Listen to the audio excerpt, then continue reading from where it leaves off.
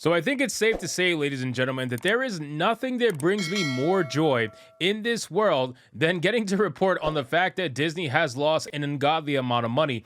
Disney has lost so much money, and the funny thing is they have actually gained a lot of subscribers since the last quarter earnings that were reported a few months back. Now, we have a headline here from IndieWire that says Disney has lost $387 million at streaming for just the summer alone. They've lost almost $400 million, ladies and gentlemen. That is a number that I can't even fathom when you think about the fact that I don't even want to lose a couple of $100, let alone a couple of $1,000. And this company has lost almost $400 million just in the time span of one summer. That is absolutely insane. But Disney is still saying that they are going to be profitable by the end of 2024. And they've been saying this for a while. So let's get into this article, guys, from IndieWire. But of course, before we do, if you are new here, just consider hitting that subscribe button. I would greatly appreciate it, and like the video to push this out into the YouTube algorithm. So it has a headline that says Disney lost $387 million at streaming for this summer, and that the core Disney Plus service gained nearly 7 million subscribers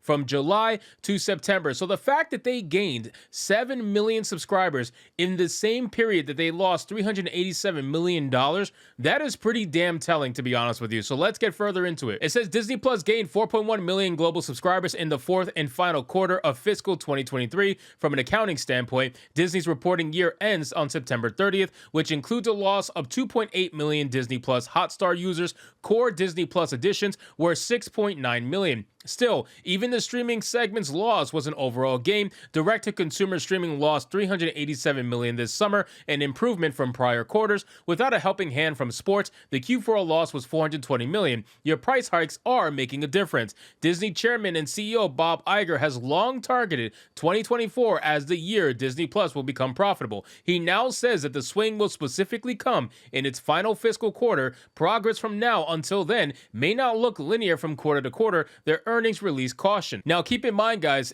Disney actually just recently closed a deal on Hulu for, I think, $8 billion or something insane like that. So they're going to be trying to utilize Hulu to make up some losses on their streaming services, and they're going to try to use Hulu to try to bolster their overall streaming numbers so that it looks better for investors, right? So they can claim, oh, look, our streaming services are being profitable by 2024 like we promised, you know? And the fact that they bought Hulu before 2024 really makes me think that they're going to try to utilize Hulu to try to do that. And it only makes sense for them to do so, knowing that Disney Plus is not the animal that it should be. Disney Plus could be so much more, but the problem is Disney Plus doesn't really have a lot to offer you. Unless you are a hardcore Disney fan from way back when, and you're looking for a place that has all the old content in one location, you're really not going to subscribe to Disney Plus for anything else. People are clearly not watching Star Wars. People are clearly not watching Marvel. A lot of the shows have way less viewership than they had just a few years ago. People have checked out of the main stuff that Disney and Marvel are offering, and Lucasfilms as well. So if people are checked out, the only thing that is really holding your product together is all the old stuff that people may actually still want to look for and enjoy, like the older movies and whatnot. So it makes sense that they're going to try to go after Hulu to try to make that up, because listen, they're not going to change their content. That's very much clear. Disney's not going to change the shows that they're making. They're not going to change the movies they're making. You damn sure know identity politics is going to stay prevalent in everything that they create. So if that's the case and they're not going to change their ways, then they're going to try to find some way else to try to make up the money. Now, obviously, the price hikes were a major deal. The price hikes got them a lot of money from idiots who decide to stay subscribed to Disney Plus. They are going to get a lot of money from those people. And then you're going to have the crackdown on password sharing, and we saw what that did for Netflix. You got to imagine that's probably going to happen very well for Disney Plus as well. So, of course, they're going to gain a lot of money coming up soon, and the hope is they're going to try to be profitable. What that's going to do, I'm not really sure, but I guess we'll find out. So it says,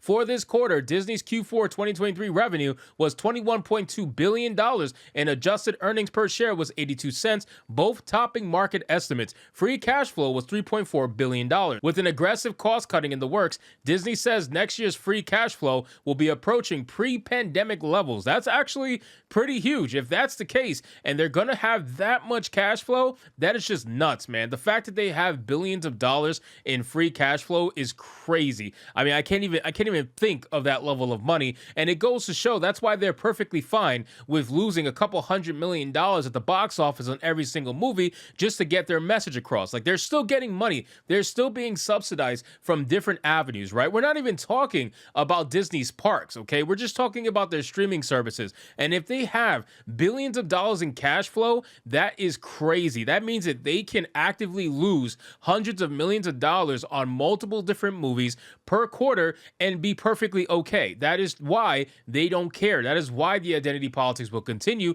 That is why they're going to utilize their content to push messaging, because at the end of the day, they're going to have the money. They're going to have the funding. They're going to have the ability to be subsidized by something else other than the movie that they made. It says if only ABC and Disney's cable networks and the rest of the linear television ecosystem weren't getting killed on advertising. Disney Plus now has 150.2 million total streaming subscriptions. Note, not subscribers. There is an overlap due to the Disney bundle. Core Disney Plus has 112 million subs, and Disney Plus Hotstar claims the other 37.6.